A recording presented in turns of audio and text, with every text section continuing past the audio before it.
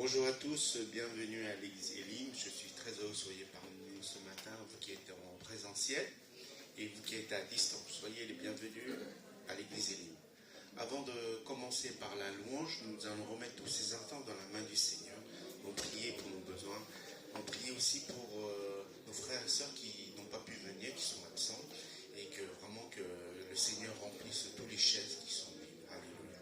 Nous allons courber la tête et prier. Merci Seigneur pour tout tes biens, Seigneur.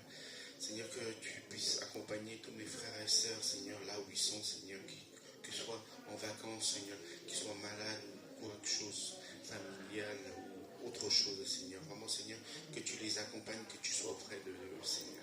Seigneur, que tu bénis aussi ceux qui vont venir par la suite, Seigneur. Vraiment, Seigneur, nous ne voulons pas au hasard, Seigneur, mais tu as voulu que ce matin, nous soyons là, Seigneur, à écouter ta parole, Seigneur. Merci encore, Seigneur, de nous fortifier, de nous bénir et de nous sonder, Seigneur, pour qu'on puisse être encore plus fort, Seigneur. Tu veux que nous soyons des lumières vivantes, Seigneur, surtout pour cette année, pour les JO, Seigneur. Vraiment, Seigneur, que ton amour, Seigneur, puisse déverser dans ces endroits, Seigneur, où vraiment, Seigneur, nous voulons proclamer ta victoire dans chacun de nos vies, Seigneur. Merci encore pour tous tes bienfaits, Seigneur. Seigneur, je te demande aussi de nous bénir, de nous protéger, Seigneur, contre tout ce qui est mauvais, Seigneur, que ce soit le mal, Seigneur, toutes choses, Seigneur. Vraiment, Seigneur, que nous soyons ancrés en toi, à chaque instant, à chaque moment. Alléluia. Sois élevé, sois glorifié. Nous te prions, nous te remercions. Au nom de Seigneur Jésus-Christ.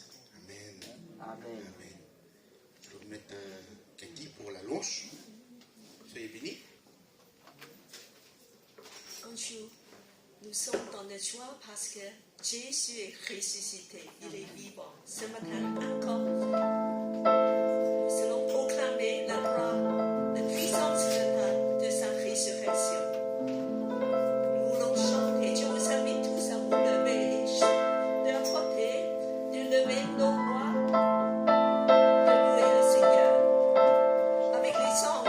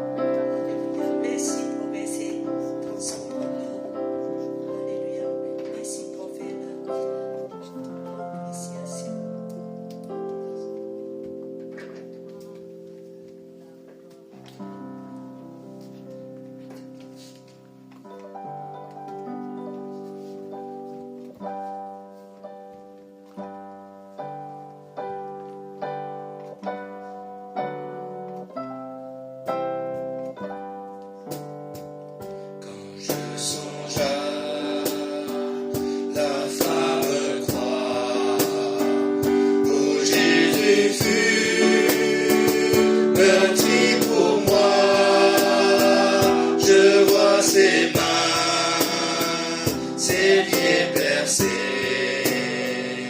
mon sauveur au bras attaché, son collier de la tromper dans le tombeau fut déposé, l'entrée scellée.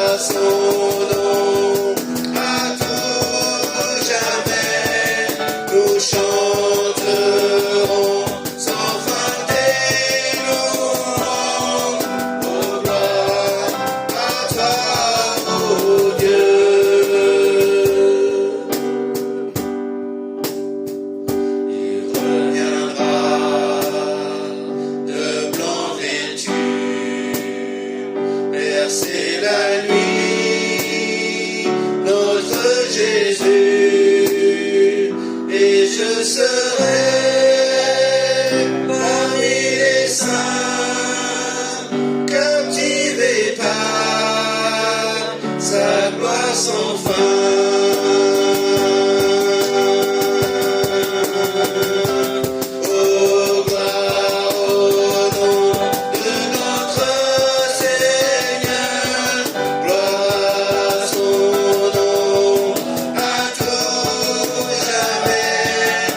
Show.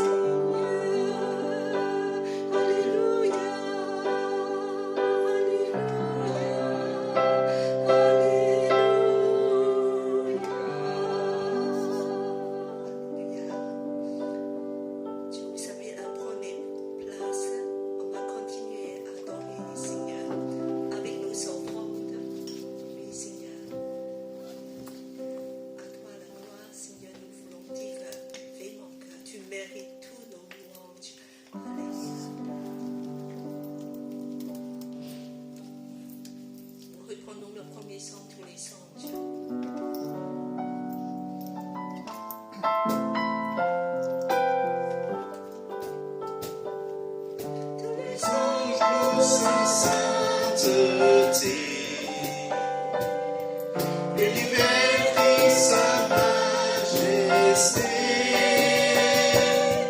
Chantons gloire et puissance, force et louange à l'agneau immolé. À l'agneau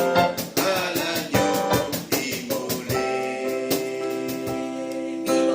Vivant.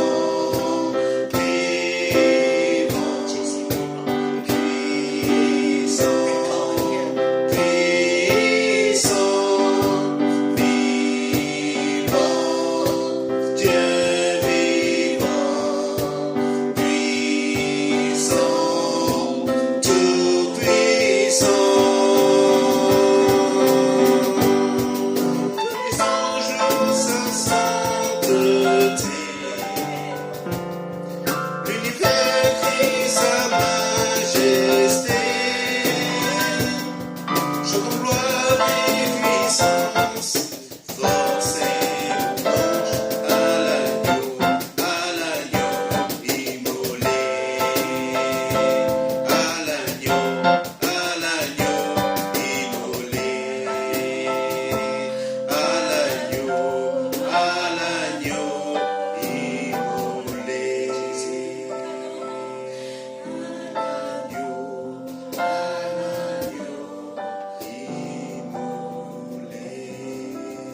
à toi, Jésus. Gloire à toi, Jésus. J'invite Claudia à prier pour les offrandes. Merci pour ta grâce, Seigneur. Merci, Seigneur, sur ces temps, Seigneur, que tu nous permets de passer ta présence, Seigneur. Nous te remercions encore pour la vie, Seigneur, que tu as renouvelée, Seigneur, Père. Nous bénissons ton nom, Seigneur, Père, Papa, que ta présence nous nous, Seigneur. Conduis-nous encore, Seigneur, Père, dans ta présence, Seigneur, Père, dans l'enseignement de radio, Seigneur. Nous te prions, Seigneur, Père, pour les offrandes, Seigneur, Père, Papa. Sanctifie, bénis, Seigneur, fructifie, Seigneur, Père, Papa. Et que, Seigneur, Père, Papa, tu acceptes cette offrande, Seigneur, Père, Papa, Seigneur, qu'elle soit, que tu puisses la multiplier, Seigneur, et que tu donnes, Seigneur, à ceux qui n'ont pas pu donner, Père, au nom puissant de Jésus. Toute la gloire et la louange te reviennent. Amen. Amen. Bonjour à tous, bienvenue à notre église Elim. Soyez très heureux parmi nous ce matin.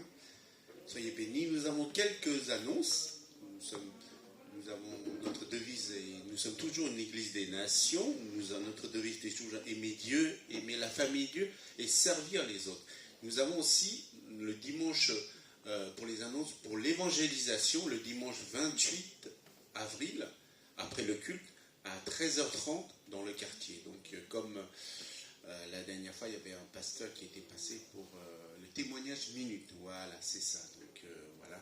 Soyez nombreux, y participez. Donc voilà, faites connaître l'amour de Dieu et la bonne nouvelle dans ce quartier. Alors, Oui, est-ce Cathy? que vous avez pratiqué depuis la dernière fois d'apprendre le témoignage minute? Moi, j'ai découvert qu'il y a beaucoup de dons d'évangélisme chez nous. Et donc, c'est un cas, si on a encore pratiqué. On a témoigné, tout simplement de donner juste un flyer. Et c'est libre, voilà. Et c'est après le culte, vous pouvez faire aussi longtemps que vous voulez, si vous voulez rester une demi-heure, une heure. Mais on a essayé de faire peut-être 2 par 2. Voilà. Donc c'est une bonne occasion de proclamer Jésus dans le quartier. Amen.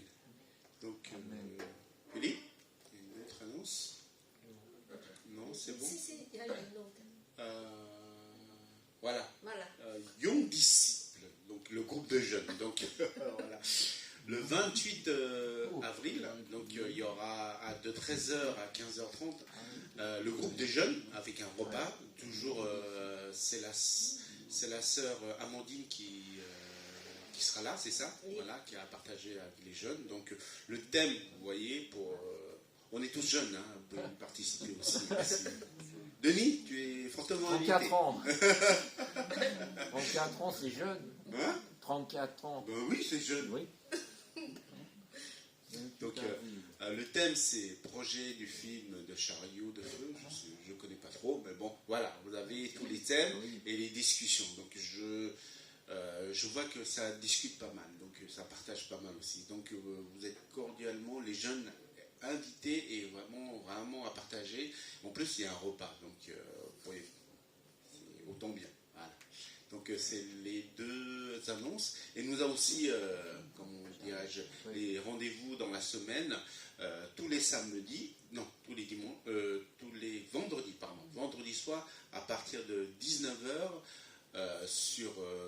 c'est sur les deux, sur Zoom et sur présentiel, et présentiel. Présentiel Voilà. aussi. Voilà. Présentiel, parfois, s'il n'y a pas de participants ici, une seule personne, on ne fait pas, mais s'il y a deux personnes, d'habitude même 2 ou 3, on va le faire.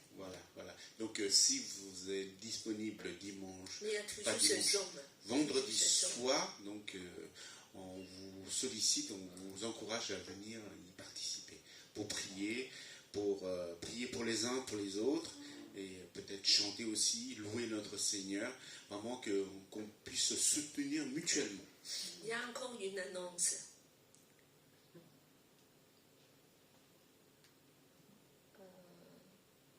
Non. Il y en a deux. C'est cette annonce aujourd'hui. Il y en a peut-être des annonces. Il n'y en a que 2. Ah, tu vas donner le mois avril. Voilà, je vous dis ça. Pourquoi? Parce que c'est bientôt, c'est en 10 jours, on aura une réunion de prière pour les géos. C'est tout Paris. Tout Paris, on va réunir ici toutes les églises parisiennes. Donc, principalement, ce sont des responsables. Mais je vous invite, si vous pouvez venir, c'est le mercredi. Je crois que mercredi, dans 10 jours, donc c'est je m'en souviens, c'est le 20. 20 avril, c'est ça? 20. Voilà, il y a une fiche sur c'est annonce 04 dedans. Le 20, c'est un samedi. Non. Alors, en tout cas, non, c'est pas celui-là. Ça, c'est déjà passé. Non, c'est pas encore passé. C'est pas encore passé. C'est. Attends, je vais regarder. Peut-être ça, c'est ça. Oui, voilà. c'est celui-là. Donc, Voilà, donc je vous dis ça. Le mercredi 24 avril. Le 24 avril, et en fait, c'est une réunion de prière par mois. Donc, pour le mois avril, c'est le 24, et après, c'est le lundi 13 mai, et vendredi 14 juin. Voilà, donc il y a tous les chrétiens de Paris qui viennent ici. Aura une petite snack une demi-heure avant, voilà, pour celles qui sortent du travail. Donc vous êtes aussi invités parce que dans la Bible, on nous dit ma maison est une maison de prière. C'est la première priorité de l'Église. En fait, c'est de prier. C'est une maison de prière. Voilà, donc je vous invite de venir, de prier ensemble pour le rêver à Paris. Nous encourager mutuellement. Amen. Alléluia. Donc je vais passer la parole à notre prédicateur, le pasteur Stuart. On l'applaudit.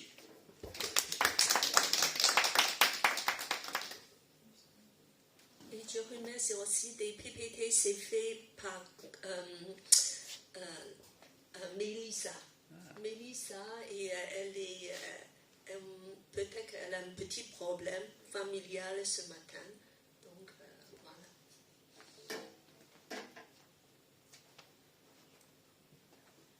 Ça, tu vois ici. Oui. Ici ou comme vous voulez. Ou là. Là.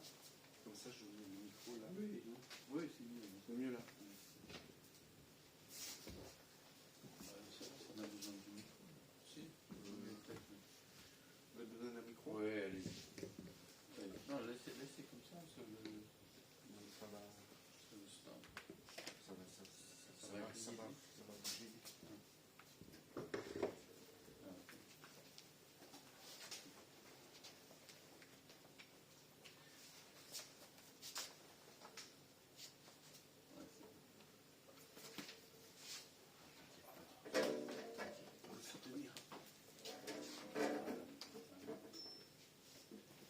Bonjour à tous et à toutes. toutes et à tous. Oui, alors, si je me permets, je dis un petit mot sur le film Chariot de feu, pour vous donner envie d'y aller, parce que moi je connais. Parce que c'est un film en rapport avec les jeux, parce que c'est le film sur Eric Liddell. Oui, oui.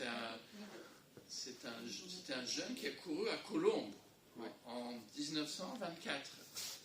Donc pour les Jeux Olympiques à Paris, enfin c'était à Colombes, là où j'habite, il y a 100 ans, et on vient juste ériger une sorte de mémorial à Eric Liddell dans la ville de Colombes. Voilà. Donc, alors c'est un film chrétien parce qu'il a refusé, Eric Liddell a refusé de courir le dimanche parce qu'il voulait prier le Seigneur. Et enfin, je ne vais pas raconter le film si vous ne le connaissez pas, hein. Mais la musique aussi, elle est chouette. C'est la musique de, comment ça s'appelle, Vangelis. Vangelis, oui, Ouais, Vangelis. Voilà, Ouais. c'est ça. Ouais, c'est ça. Donc c'est un très bon film. Voilà. J'espère que c'est pas moi qui fais fuir les vacanciers là. En tout cas, moi je suis content de vous retrouver. Ça fait vraiment longtemps, ça fait 2 mois. Hein. Et voilà. Et on va peut-être prier avant de lire. On va prier avant de lire la parole biblique. Seigneur, venons à toi ce matin. Tu connais en quelle disposition nous sommes. Si nous sommes un peu fatigués par la chaleur d'hier, ou si nous sommes fatigués simplement par la semaine. Nous te remettons tous ceux qui ne sont pas avec nous. Nous te prions que tu nous renouvelles ce matin de cette vie du Christ ressuscité. Et que ta parole soit dans notre vie, que nous la lisions, que nous l'entendions, que nous la partagions. Seigneur, donne-nous cette joie d'être des témoins minutes pour toi et de voir que nos simples paroles et gestes peuvent changer la vie pour quelqu'un. Seigneur, agis en nous et donne-nous la conviction que tu es présent avec nous et que tu peux agir dans notre monde. Au nom de Jésus-Christ. Amen. Amen. Alors, je poursuis donc dans la... Vous ne vous rappelez plus, évidemment, il y a 2 mois, dans la première lettre de Pierre. Et donc, on va lire d'abord en dessous. Je ne sais pas si on a le... Oui, c'est ça. Bon, je vous laisse le... Philippe, tu commences? Ah oui, on a les deux, on peut faire en parallèle. Sauf que je n'ai pas. C'est les mêmes, c'est deux coups, C'est pareil. voici. Recueille mes larmes dans ton outre. Tu en as sûrement fait. Attends, il y a une ligne qui a sauté. Oui. Toi, le premier livre. Toi, tu as noté comme j'ai pu m'enfuir. Recueille mes larmes dans ton outre. Tu as sûrement fait le compte. Le jour où je t'appellerai au secours, mes ennemis devront battre en retraite. Je le sais, toi, Dieu, tu es pour moi. Je loue Dieu pour la parole qu'il a dit. Oui, je loue le Seigneur pour cette parole. Je lui fais confiance. Je n'ai plus peur. Quel mal pourrait me faire les êtres humains? Mon Dieu, je te dois ce que je t'ai promis. Pour m'en acquitter, je te ferai des sacrifices de reconnaissance. Car tu m'as arraché à la mort, tu m'as évité de faire le pas fatal. Ainsi, j'avance sous le regard de Dieu dans la lumière de la vie. Merci beaucoup. Bon, peut-être vous n'êtes pas accroché à ce psaume, mais c'est quelqu'un qui a peur, qui a eu peur, et qui a vécu que le Seigneur l'a aidé. Hein? Et puis il dit cette parole très forte, c'est pour ça que je l'ai choisie. Je loue Dieu pour la parole qu'il a dite. Je le sais, toi Dieu, tu es pour moi. Je loue Dieu pour la parole. Voilà. Donc c'est quelqu'un qui n'était pas bien, hein, mais la parole de Dieu a agi dans sa vie et changé son ressenti, son angoisse et sa peur est devenue joie, il est devenu paisible. et il va offrir donc un sacrifice de reconnaissance pour m'en acquitter. Ça veut dire que quand il était mal, il a promis au Seigneur de donner quelque chose. Et donc quand il va mieux, il le fait, ce qu'il a dit. Alors notre deuxième lecture est un peu hachée, parce qu'on ne va pas tout lire, hein, je trouve. Donc la première lettre de Pierre, les versets 10 à 14, 23, 25, et le chapitre 2, 1 à 3. Donc je ne sais pas qui va nous lire ça. Adèle? Les prophètes ont fait des recherches et des études sérieuses au sujet de ce salut, et ils ont prophétisé à propos du don que Dieu avait préparé pour vous. Ils s'efforçaient de découvrir à quelle époque et à quelles circonstances se rapportaient les indications données par l'Esprit du Christ. Car cet Esprit, présent en eux, annonçait d'avance les souffrances que le Christ devait subir et la gloire qui serait la sienne ensuite. Dieu révéla aux prophètes que ce n'était pas pour eux-mêmes, mais pour vous qu'il assurait ce service. Car ces choses vous ont été annoncées maintenant par les prédicateurs de la bonne nouvelle. Ils en ont parlé avec la puissance de l'Esprit Saint envoyé des cieux. Les anges eux-mêmes désirent y plonger leur regard.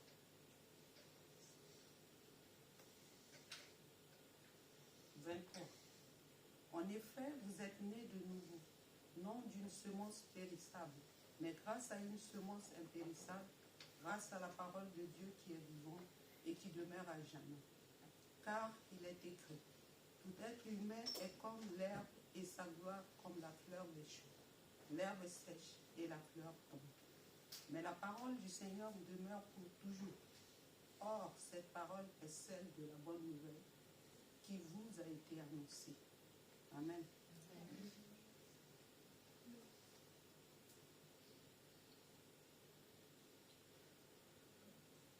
Un passage encore. Et encore un petit bout, oui. La suite. Voilà. Je dois lire.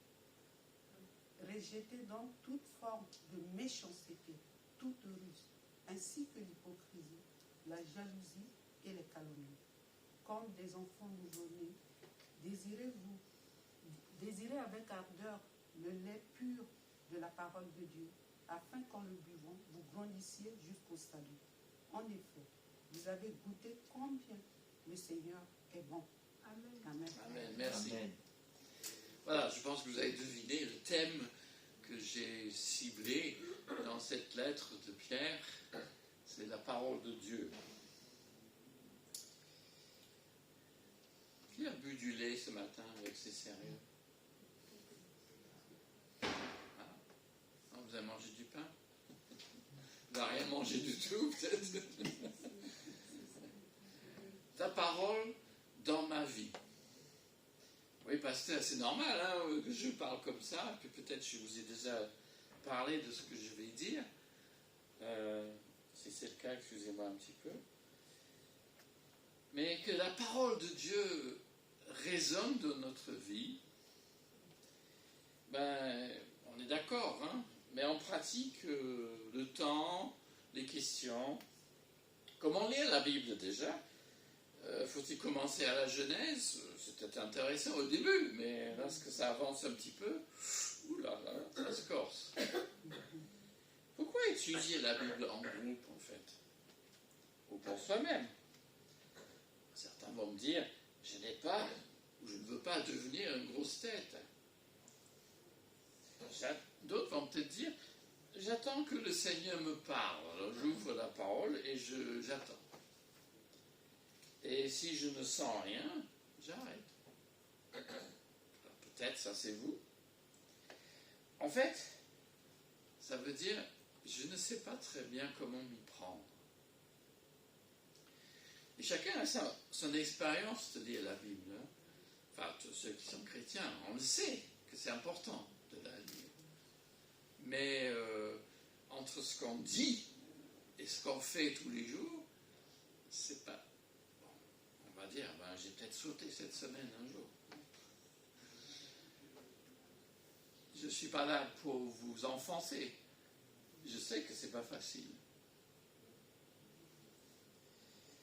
soyons un peu pratiques. Déjà, si votre Bible tombe en lambeaux, où les caractères sont trop petits, parce qu'il y en a, hein, moi j'en ai vu des Bibles, les gens me disent, mais voilà ma Bible, pasteur. Et je la regarde, bon, moi qui est malvoyant, hein, je n'arrive pas à le lire moi-même, hein, c'est trop petit. Là, il est bien temps d'en acheter une autre, une nouvelle, quoi. Alors, si vous la lisez vite fait sur une application, pourquoi pas, hein? Il vaudrait mieux, en tout cas pour le passage comme tout à l'heure, le relire dans la Bible pour situer, de voir ce qui vient avant et ce qui vient après. Et ça, c'est plus difficile à faire sur une app où on a le passage, enfin, on a surtout le verset qu'on est en train de lire. Et, oui, mais dans quelle Bible? Quelle Bible est... Et j'ai eu plusieurs personnes dans cette communauté qui m'ont posé ces questions. Mais quelle Bible, pasteur? Alors, bon, je vais donner quelques réponses. Alors là, ce ne sont pas des paroles d'évangile, comme on dit. Hein. Ce sont des conseils. Parce que chacun est différent. Mais je vais essayer de vous donner un petit repère. C'est peut-être pas nécessaire, mais... Alors, en fait, il me semble que l'idéal, il vaut mieux avoir 3 Bibles.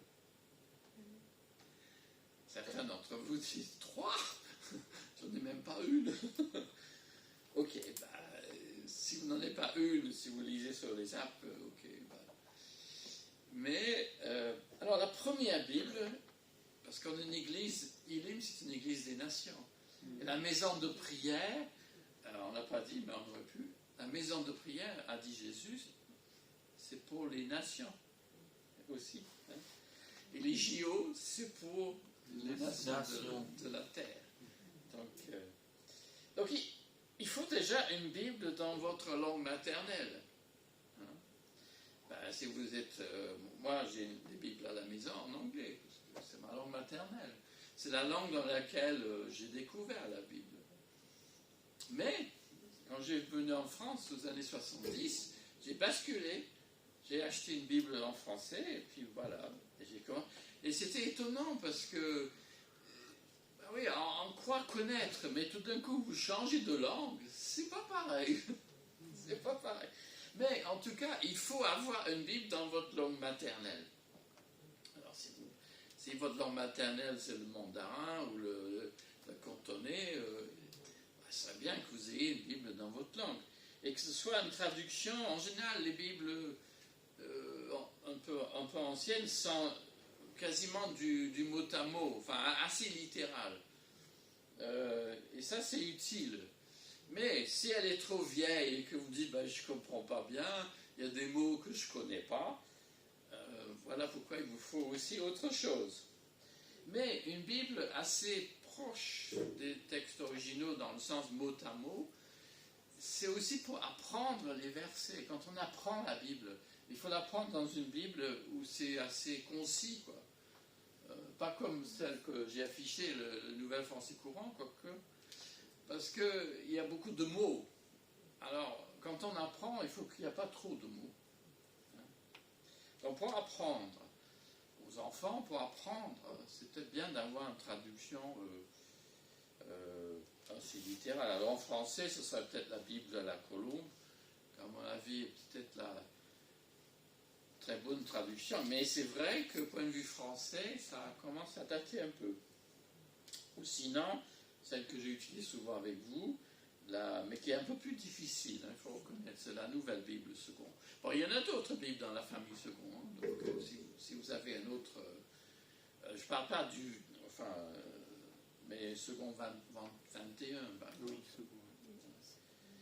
Alors la deuxième, mais non le second, parce que la vieille Bible Louis II, c'est peut-être celle qu'on a eue quand on était tout petit, hein. C'est celle qui est souvent le plus utilisée dans les églises, ou était le plus utilisée. Mais il y a des phrases qui se lient. Moi, je crois qu'il est temps de passer de Louis II à une révision de second. C'est logique, hein, qui soit plus clair et plus exact. Parce que dans le Nouveau Testament, second n'est pas toujours exact. Alors, cette deuxième Bible, si vous en avez une, il faut que ce soit une version moderne, mais qui communique le sens des phrases, mais qui se lit facilement, parce que, je sais, vous êtes des gens qui voyagent, enfin, qui sont dans le métro, on bouge, et il y a des Bibles qui sont plus faciles à lire, là, comme le Nouvel Français Courant, c'est beaucoup plus facile à lire. On n'a pas à casser la tête sur le sens des mots, surtout en français, un peu difficile. Le Nouvel Français Courant, c'est plus simple. Ça pourrait être la Bible du semeur, mais ce n'est pas le même principe de traduction. Ce ne sont pas des Bibles du mot à mot. Ce sont des Bibles où on essaie d'expliquer aujourd'hui le sens de la phrase. Et donc ça se compare avec les autres traductions. Donc c'est bien d'en avoir une comme ça. Bon, pas obligé de prendre une édition très chère, hein, mais bon, c'est vrai que vous pouvez utiliser ces versions sur les apps, hein, on les trouve aussi. Mais ça peut être une Bible pour jeunes, où il vient de sortir, ou je crois que ça va sortir, une édition de méditation par des femmes africaines. Alors, bon, j'avoue, je ne vais pas acheter celle-là, mais peut-être vous me le direz, hein, si vous l'achetez. Je ne sais pas, mais... Non, mais en fait, je l'ai vu cette Bible. C'est vrai? Et c'est la version NFC qui est dessus. D'accord. Et oui, parce que ça vient juste de paraître, je crois. Alors, je ne sais pas ce qui est dedans des femmes africaines, mais bon, vous me direz. Alors. Des ajouts de méditation. C'est ça, oui. Alors, ça peut être intéressant quand même, je pense. Hein. En tout cas, là, ça fait deuxième. Alors, la troisième, je crois qu'il faut une Bible d'étude quand même, aujourd'hui. Mais je ne veux pas vous pousser à faire des dépenses excessives. Déjà, si vous avez les deux, là, un qui est plus littéral et une qui est plus comme le NFC ou la semeur. Le troisième, mais ça peut être une Bible d'études avec des notes, des références. Mais il faut que ce soit agréable. On n'achète pas une Bible d'études simplement pour que ça fasse joli dans votre bibliothèque de salon. On faisait une blague dans le temps, vous savez, les vieux pasteurs comme moi. On donnait une Bible de mariage. Bon, comme les gens se marient moins, donc ils n'ont pas de Bible. Mais il y a la blague, c'est un jeune couple, il parle au téléphone au pasteur, et le pasteur dit alors, et la Bible que je vous ai donnée, vous l'utilisez? Elle a dit oui. Et on voit la photo, mais il y a la table de la cuisine et la Bible faire office de pied. Donc ils utilisent la Bible, mais ce n'était pas tout à fait comme ça que c'était prévu. Non, mais vous savez, donc sur le marché, il n'y a plus, même pour la colombe, enfin je vais l'amener aujourd'hui parce que... mais c'est vrai que c'est un peu... Il y a le Thompson aussi, dans plusieurs traductions. Il y a aussi la Tob, la NBS et la Semeur. Bon, c'était pas tout le monde qui va acheter des bibles d'études, mais c'est un investissement, quoi. En tout cas, soyons réalistes. Commencez pas par acheter une grosse Bible que vous n'allez jamais ouvrir. Ouais. Commencez à étudier la Bible chez vous avant de faire des achats importants.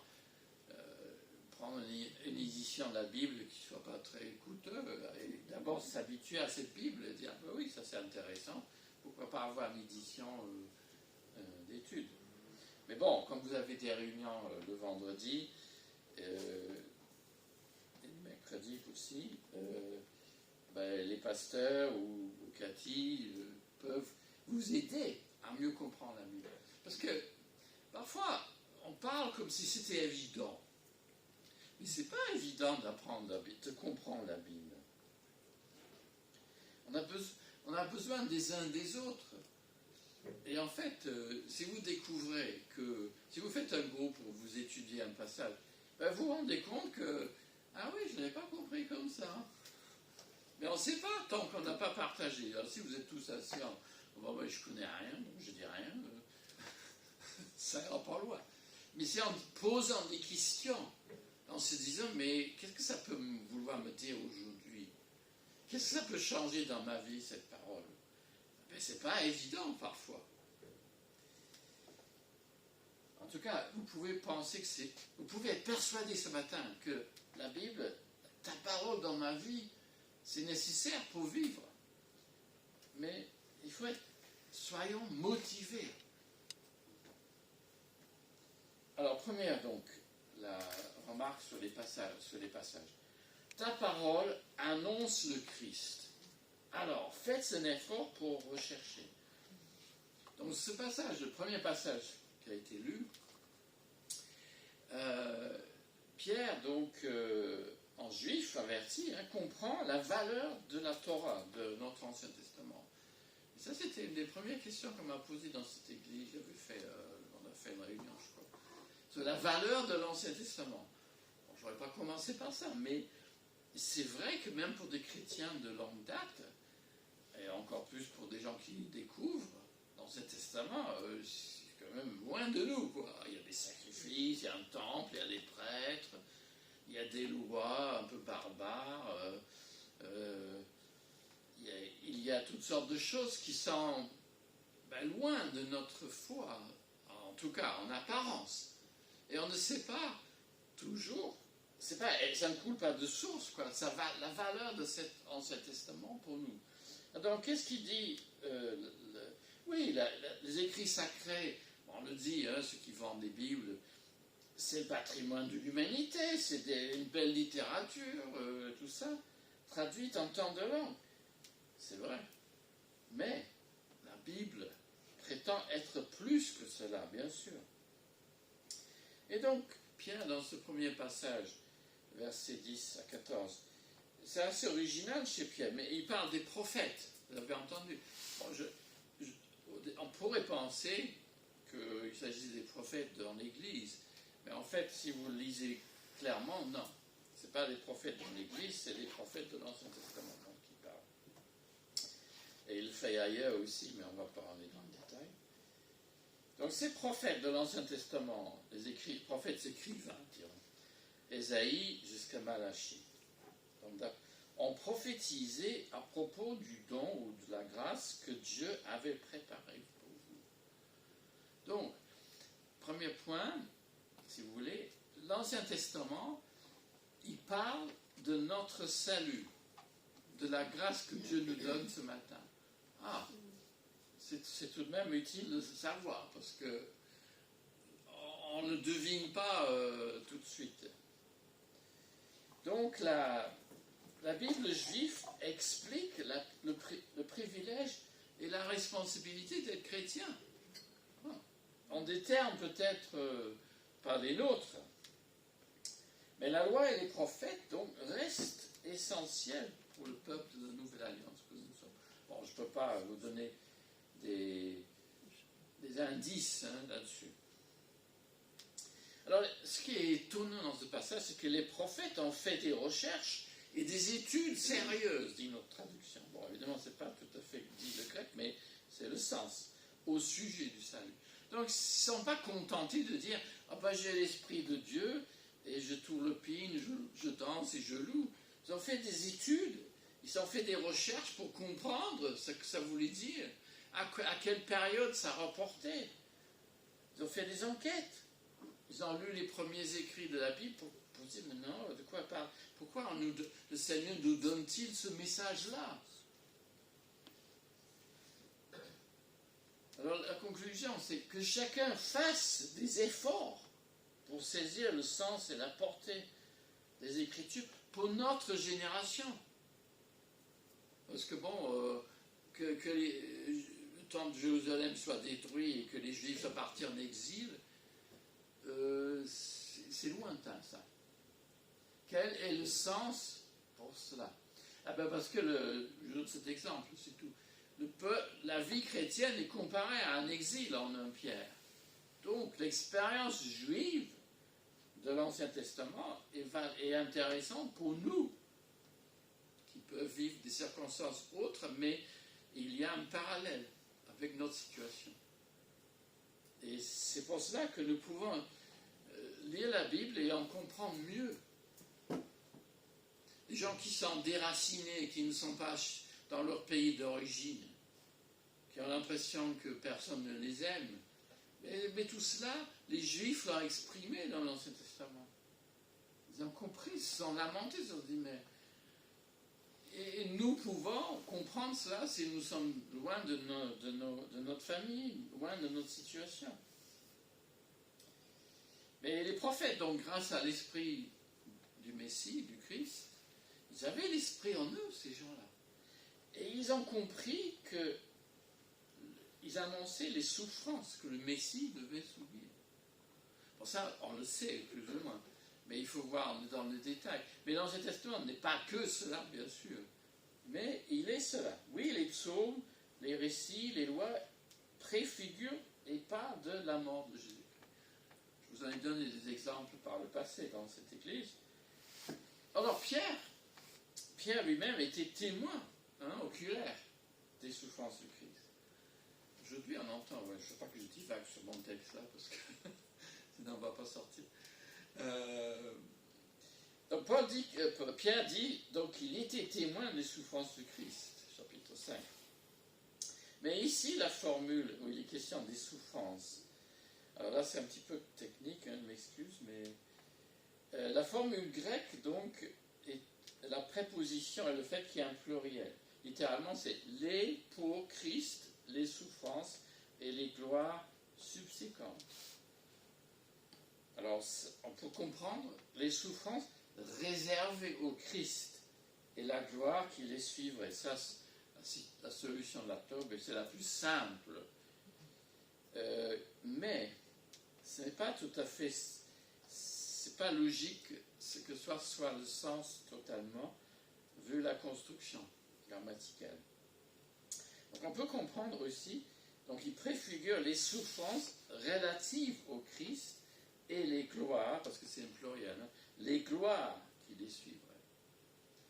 Dans les souffrances relatives au Christ, ça nous inclut aussi. Ce n'est pas seulement ce que Jésus a su faire. L'Ancien Testament montre aussi que nous allons souffrir. Vous allez dire, je ne suis pas très heureux de l'apprendre, mais vous voyez, ça donne un autre sens. Ce n'est pas seulement Jésus qui a souffert. L'Église chrétienne va connaître des persécutions, des temps difficiles. Et ça colle un peu mieux avec la formulation là. Alors, donc Dieu révèle là que c'est pour l'Église qu'ils assuraient leur service. C'est extraordinaire quand même. Ils n'avaient pas tout compris, c'est normal. Ils n'avaient pas tout compris non plus. Mais Dieu leur a montré, d'après l'apôtre Pierre, que c'était pour nous qu'il écrivait. Donc quand vous lisez l'Ancien Testament, c'est vrai, quelqu'un me disait l'autre jour qu'il lisait, il m'a téléphoné, il m'a dit, je suis en train de lire Osée, et je ne comprends pas pourquoi Dieu l'a fait ceci. Et je lui ai dit, oui. Et il m'a dit, ah oui, d'accord, je comprends mieux maintenant. Il ne faut pas vous gêner de poser des questions à ceux qui connaissent un peu plus ces choses-là.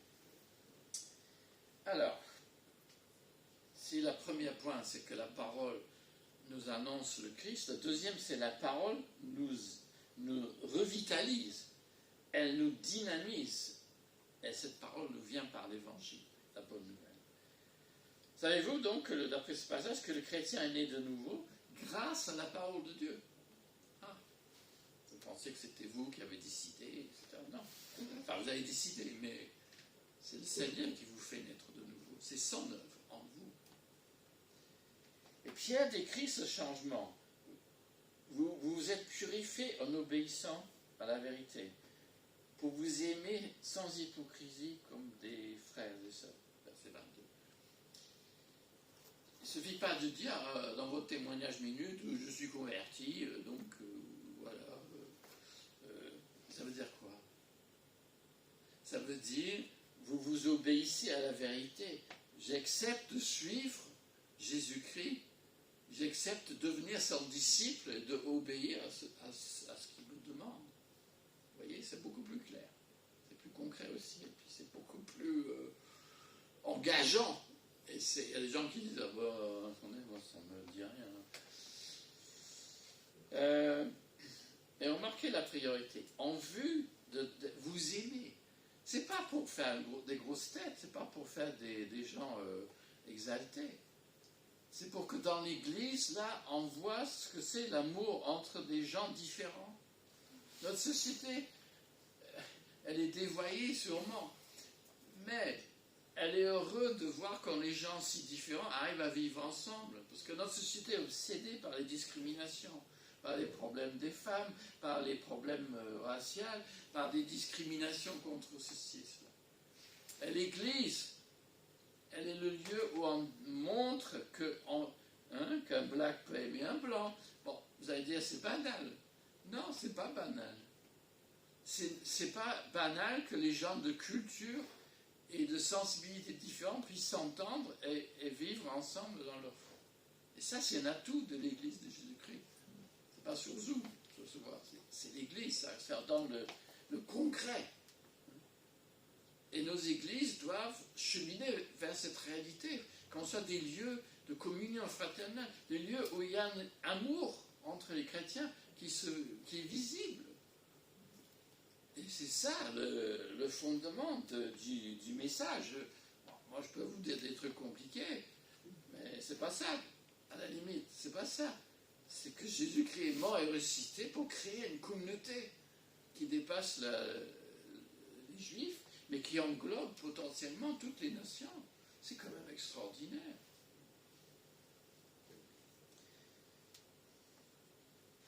Cette parole qui vient de Dieu, qui fait tout cela, est vivante et demeure à jamais. Bon, on pourrait citer Daniel 6, 27, oui, c'est l'Éternel qui est vivant et éternel. Mais ici, bon, le suite du passage montre bien que c'est la parole de Dieu qui est vivante et éternelle. Comme a dit Jésus, mes paroles ne passeront pas. C'est le message de la Bible et la parole même, le texte, est permanente. Elle doit rester. Elle est éternelle. Et elle est vivante. C'est un livre unique. Alors, si vous avez expérimenté ça, vous comprenez ce que je dis. Troisième point. Ta parole est indispensable. Elle nous fait grandir. Bon, il y a quelqu'un qui dit, mon fils il peut dire, il est déjà assez grand.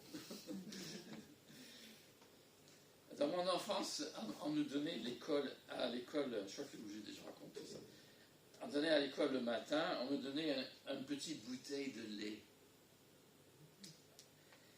Parce qu'on pensait que le lait était nécessaire pour donner du calcium, pour affermir les os et assurer une croissance physique et équilibrée. Bon, après, ça a été enlevé, mais c'est pas important. Bon. Mais qui d'entre vous, moi, dans l'église où on est membre, il y a quelques jeunes couples qui ont des nourrissants. Et parfois, la maman elle est en train de nourrir son petit. Qui n'a jamais vu d'entre vous un nourrissant boire avec enthousiasme le lait dont il a besoin?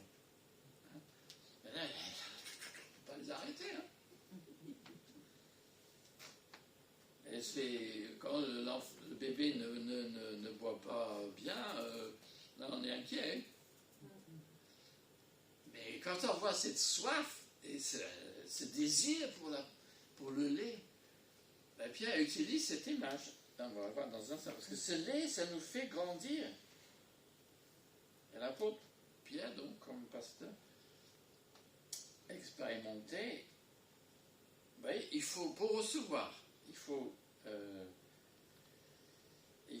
rejeter ce qui détruit. Bien sûr, le nourrissant avale du lait rapidement, tellement il a faim. Et maman sait que ce lait va lui faire grandir. Alors, donc Pierre nous dit de rejeter ce qui nous empêcherait de grandir. Et en fait, il met l'accent encore sur le relationnel. Rejeter donc toute forme de méchanceté, toute ruse, hypocrisie, voilà, c'est des mots. Il n'y a pas que les chrétiens qui donnent des ordres comme ça, les juifs et les philosophes grecs aussi. Mais les propos méchants, je vais le traduire, les secrets, les manigances, les paroles insincères. Ah oui, bonjour, vous allez bien? Et parfois, on sent que personne n'est pas vraiment là. Qu'elle parle, mais moi ça m'arrive aussi, hein, je suis dans la lune. Mais pourquoi c'est grave ces choses-là? Parce que ça détruit la relation, ça détruit la confiance en la parole entre nous. Ah, bonjour, vous allez bien? Mais si c'est pas sincère, la communion n'existera plus. La parole du prochain. Donc les jalousies, les calomnies rendent faible l'Église locale. Et donc chacun doit être vigilant dans ce domaine. Parce que si nous voulons entendre la parole de Dieu venant des Écritures, il faut arrêter ces manières-là. Donc nous devons être, et c'est ça la pointe, comme des enfants nouveau-nés, désirer avec ardeur le lait pur de la parole de Dieu. Chaque mot là, a son poids. Désirer avec ardeur. C'est fort, hein? Je ne suis pas sûr que nous avons toujours cette passion, cette soif d'entendre, c'est pas forcément d'assister à des réunions très longues, des pasteurs un peu bavards, comme celui-ci. Mais d'aspirer, dit notre traduction, au lait non frelaté de la parole. Bon, il ne suffit pas de désirer le lait, il faut le déguster aussi. Et certes, donc, il faut être motivé. Et il faut renouveler cette motivation, parce que, bon, c'est bien, souvent, on a des gens bien, hein, on a parfois une plante de lecture, et on le tient pour 1 ou 2 semaines, et puis 3e semaine, je suis un peu fatigué aujourd'hui, j'ai pas le temps. Voilà. Et on perd le fil, et on arrête. Et on se dit après, moi je peux pas me rattraper, qu'est-ce que je vais faire maintenant? C'est comme ça, hein? C'est vrai ou pas? Je raconte n'importe quoi. Non, moi je pense que c'est vrai. C'est vrai pour moi, je pense que ça doit vous ressembler un peu. Hein? Donc, être motivé pour lire la Bible, méditer. Alors je dis, mais c'est pas très motivé, je ne suis pas très motivé. Il faut retrouver cette motivation de désirer avec ardeur le pur lait de la parole.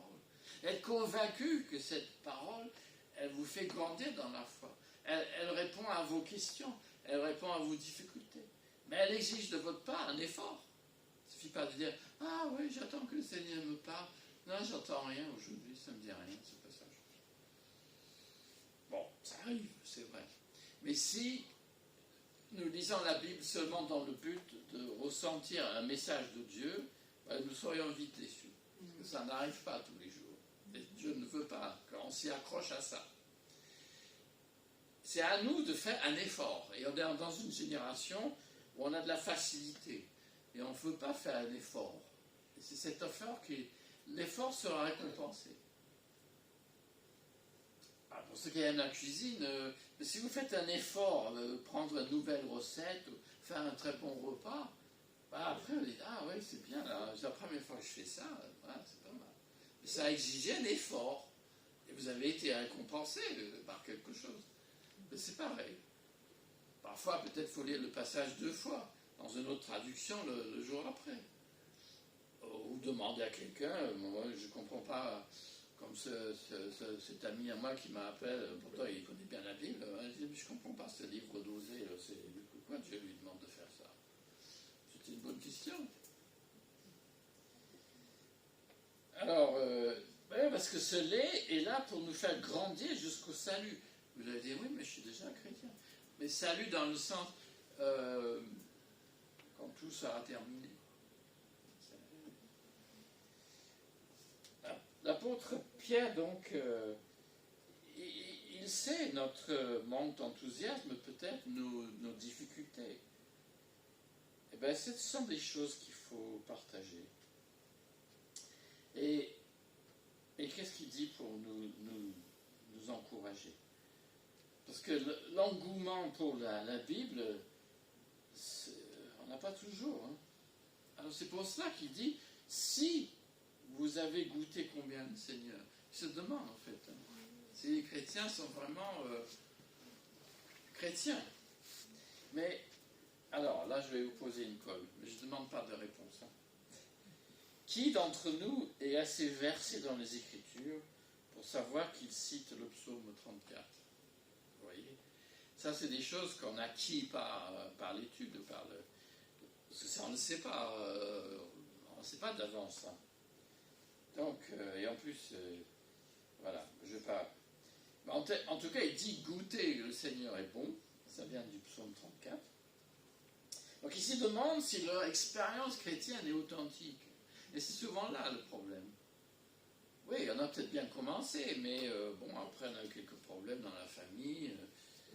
Donc, on s'est un peu relâché. Ah ben, je sais pas, c'est dans votre famille, en France en tout cas, le goûter, en France, c'est tous les jours. Hein. Enfin, pour une certaine famille, les enfants, maman, qu'est-ce qu'on va goûter aujourd'hui? Mais est-ce que vous pouvez dire, est-ce que vous avez goûté aujourd'hui que le Seigneur est bon? Est-ce qu'on peut dire ça tous les jours?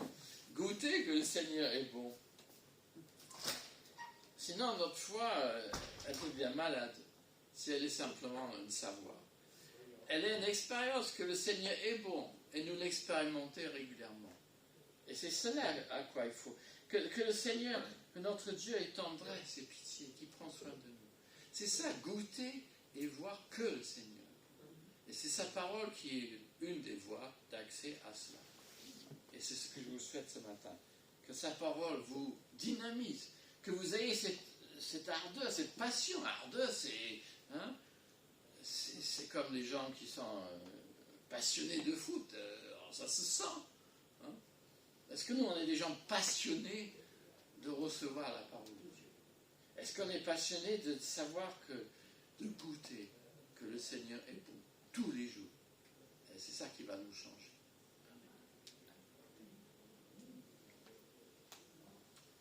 Prions. Seigneur, j'ai beaucoup parlé et j'espère bien que toi, tu as parlé à ceux et celles qui sont ici. Aide-nous d'abord à être honnêtes avec toi.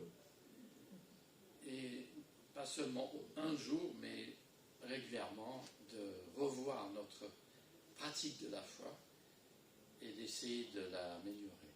De nous tourner vers toi et de dire, Seigneur, aide-moi, j'ai besoin de ton aide. Aide-moi à aimer les frères et sœurs, aide-moi à rester en contact avec toi et avec eux.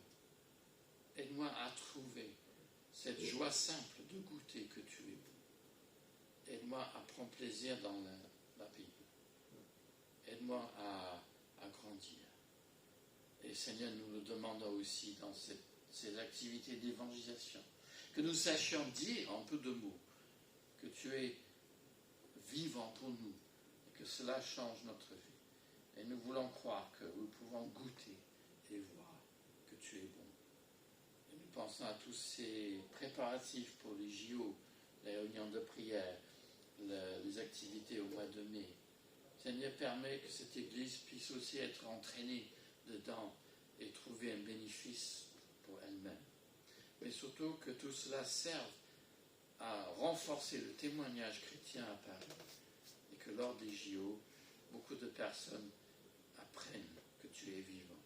Et que de te rencontrer, c'est de goûter que tu es bon. Amen. Amen.